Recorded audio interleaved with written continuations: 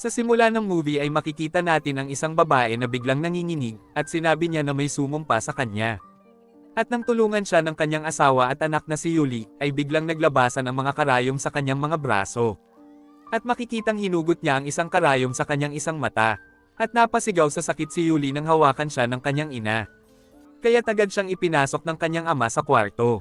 At pagbalik ng kanyang ama ay nagsisigaw ito dahil inatake ito ng kanyang ina. At pagkatapos ay biglang may sumuntok sa pinto, kaya't nabutas ito. At pagsilip niya sa butas ay biglang bumulaga ang kanyang ina na tila sinaniban ng demonyo. Kinabukasan pagdating ng mga pulis ay ginising nila si Yuli. At nag-iiyak si Yuli nang makita niya na patay na ang kanyang mga magulang. Pagkatapos ay dumating si Amber kasama ang kanyang anak na babae na si Laras. At sinabi niya na asawa niya ang namatay na ama ni Yuli, at sinabi niya kay Yuli na isa kang anak sa labas. Pagkaraan ng 20 taon ay namumuhay na si Yuli kasama ang pamilya ni Amber. At kinakawawa at itinuturing siyang isang katulong ni Amber.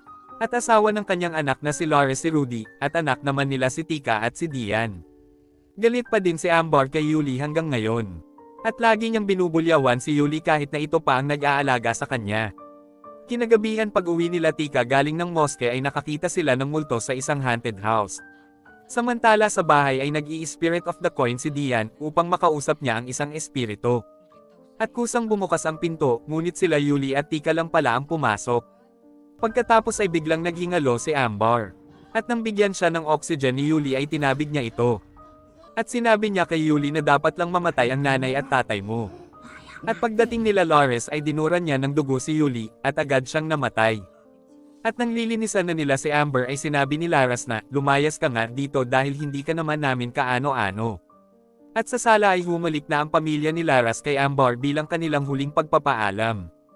At nang hahalik na si Yuli ay naalala niya ang pang-aapi ni Amber sa kanya.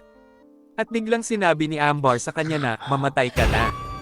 At galit na sinabi ni Laras na wala kang utang na loob, siya ang nag-alaga sa'yo tapos gagawa ka ng eksena ngayon, at bigla siyang sinampal nito ng malakas at sinabing walang hiya kang anak sa labas. Pagkatapos ng libing ay naalala ni Laras nung iwan sila ng kanyang ama. At galit niyang pinunit ang kanyang ama sa kanilang family picture.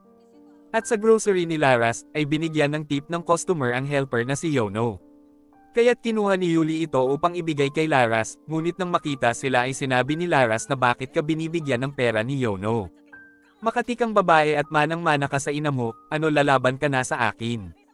At nang dalan siya ng pagkain ni Yono ay humingi siya ng tulong dito upang magpasama sa isang lalaking shaman. At sinabi ni Yuli sa shaman na gusto niyang wasakin ang pamilya na sumira ng kanyang buhay.